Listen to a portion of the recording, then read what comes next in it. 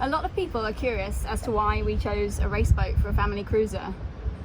They want to know what it's like to sail, if we can manage it just the two of us, how she behaves on a passage, and what the costs are like.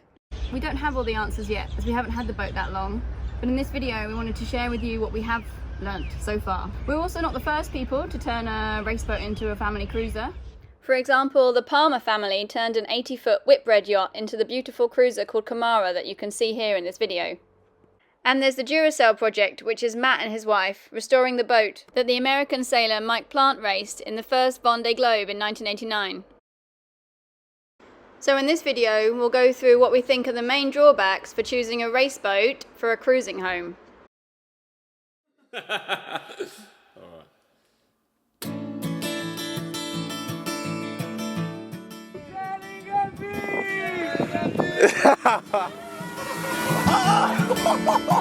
Here's to the minds lost on the road. Hi, we're Timo and Joe, and this is our sailing yacht Envy. We're currently in Fiji, transforming Envy from an ex-race boat to a performance family cruiser. There is 5 points they make in one racing yacht more difficult to use it for cruising. The biggest downside, and the one that most people think of first, of course, is the cost. By this, we don't mean the cost of actually buying the boat. Old race boats aren't super popular, because anyone that wants a boat for racing would probably prefer a newer model as technology will have advanced. And they're not that popular for cruisers, for reasons we'll go through in this video. The most expensive thing about these boats is when things break. This is because the size, the material and the quality of the parts results in huge bills for replacing them. Let's take for example our mast, which you'll know the price of, new, if you watched our last video. Despite the title of this last video, the mast itself is something we hope we never have to replace. The rod rigging, however, is a different story, and will cost us a small fortune when it comes to replacing it. But this was a cost we were at least aware of when we bought the boat. We had hoped to find a cheaper solution for the rigging, such as textile rigging, but from conversations with the builder of our mast, we've understood that rod rigging is the only type that can keep the mast under the correct tension. Each rod is under several tons of tension, and the mast base is under a combined load of 20 tons. However, like with all boats, there are plenty of costs that come up that you don't know about beforehand. So the main one that springs to mind for us at the moment is the rudder bearing. We realised on our way from New Zealand to Fiji that we had a leak coming from our rudder shaft. And after removing the rudder, we did indeed find that part of this bearing was corroded. This is what I clean before. You see the light pass inside all corrosion. Since our boat is a one-off, this rudder bearing was custom built, and so finding a replacement part is going to be tricky and expensive. And we might end up having to get a whole new bearing. Another really expensive thing for us would be new sails. Again, the same reasoning applies here, that the cheaper material such as Dacron would lose its form in the high forces experience on our boat. This brings us to the next point we wanted to make, that another big difference between a race boat and a normal cruiser is the extreme loads and stress that the gear is under on a race boat.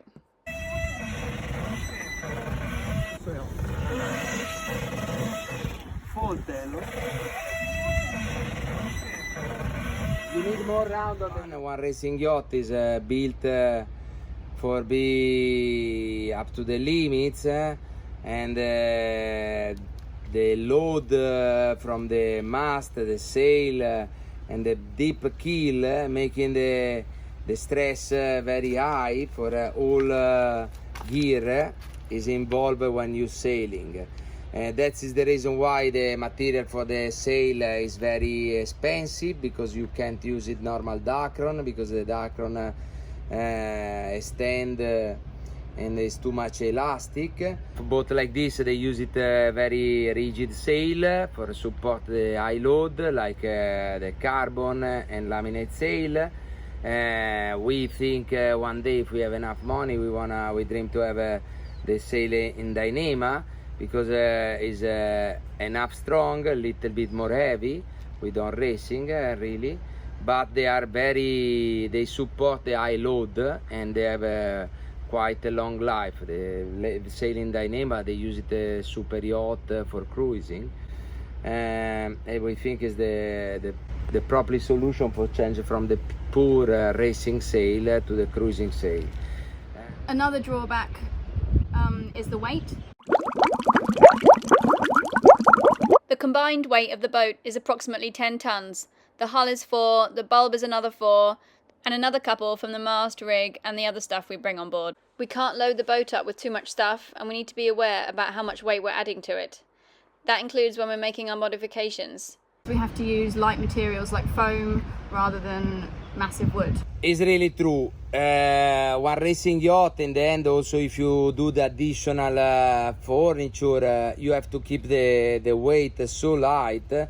It's all stuff that have to be very essential. It's not comfortable like one normal cruiser. One racing yacht, one ex-racing yacht, if you don't completely change the rapport between mast and keel, like they do it our friend Camara, where they really built one super comfort yacht. In our racing yacht we keep it the same proportion sail, same proportion keel, and the boat have to be very light. Reason why inside is very basic, the furniture, and is not super comfort, is very sport. We managed to build many bed, but it's all pipe berth, and in some area to the boat there is not also one very tall roof, quindi the passage below the mast. When we pass inside to the saloon, we have to really fold us, because the real level to the floor is this one. And in some area to the boat you can't stand up full if you are more to the 1.80 m, and really stern, in the stern you can go only for legs. Another negative point about to use it one racing yacht for cruising is the big draft.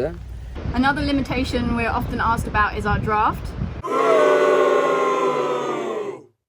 And that's reduce a lot and change the navigation we can do it. And this will restrict us to the places we can anchor, the marinas we can enter, and the yards able to haul us out. Where we can go to refuel. To haul out in Vunda Marina, where we're doing our refit, we first had to tie a big inflatable tube underneath one side of our hull to heel the boat over enough to reduce the draft to enter the marina. And we were lucky that the travel lift was big enough to lift us up high enough to get our keel above the ground. With a 4.2 metre draft, our keel is particularly extreme. A deeper draft also increases the risk of hitting something. And the final point for the disadvantages we wanted to add was the engine.